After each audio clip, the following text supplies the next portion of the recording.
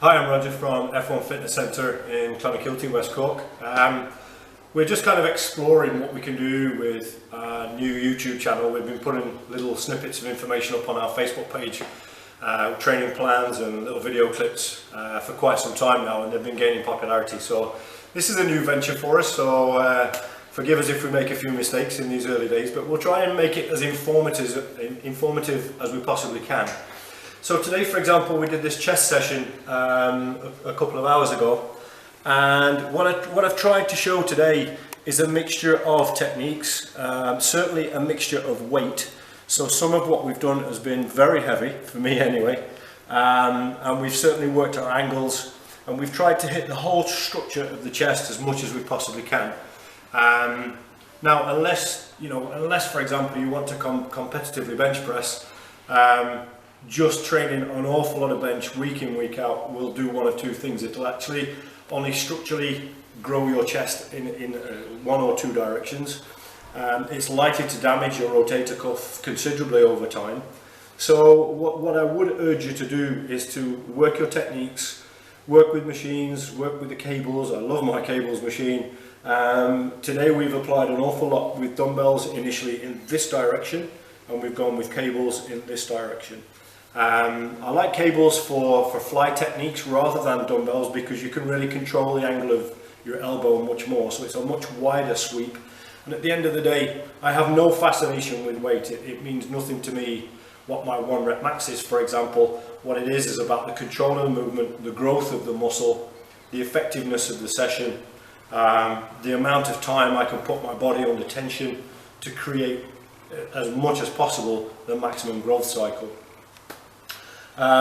So you'll see some of the stuff that we've done today has a variation. Again, although we've gone quite heavy, we've mixed up our sets routine, so we don't just do 4 sets of 10, 4 sets of 10, 4 sets of 10.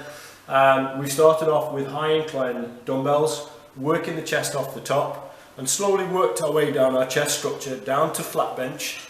But on flat bench, because we've already done 7 sets on high and low, we've just done 1 set max, which is max weight and max reps until almost technical failure. So for me today with the 50 kg dumbbells, as you might see from the clip of film, I made 7 to 8 reps. My technique was almost about to go, so that was the end of that set. But to then get added value, we've gone into alternate dumbbell press on the same flat angle.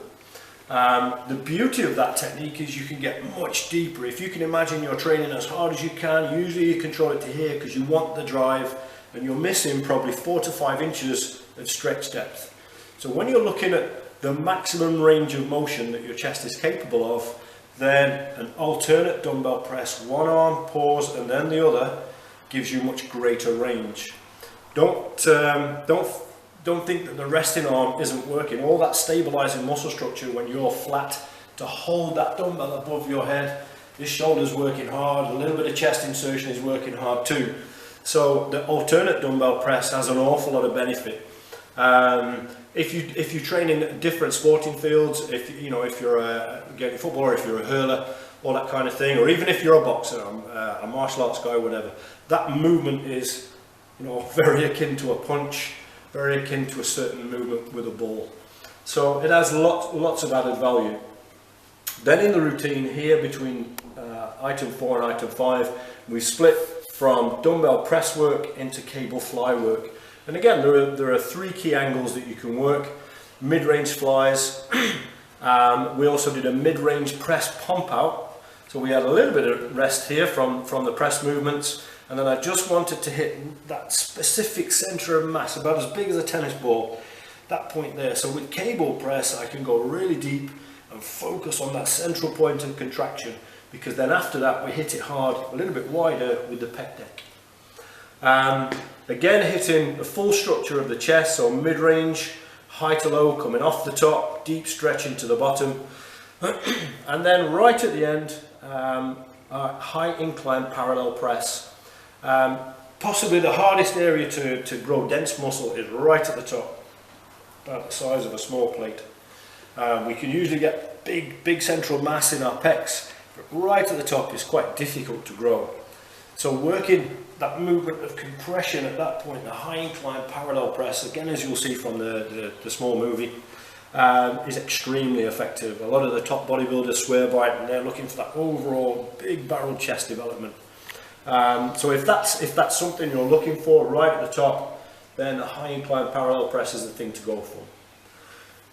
Because we've done a lot with dumbbells, because we've done a lot with cables, tricep is significantly pre-exhausted. So we didn't do a huge tricep routine, even though we've done a relatively big chest routine. Here for triceps, you could, for example, have tied in a chest burnout with a triceps burnout and maybe done dips. But today we wanted to go a little bit more volume, so we've done standing rope press down, but we've used a similar theory to the Tabata kind of concept, very high volume in a short space of time. So we've hit 12 reps, we've monitored the clock for our rest time at 10 seconds, and then we've hit 12 reps by 6 sets. So a huge volume, triceps done in a very short space of time. So overall, and while we've done a little bit of filming, the training time's been a little bit stretched, but overall we've managed to get all those things in, lots of different stimulation to the muscle area. It's a very interesting routine to go through. If you're training on your own, you're probably going to nail all of that in maybe 70 minutes. Now, some people argue that's a little bit too long. Some people like to train for a lot longer than that. I have guys that come into the gym and they hang around for 2 hours.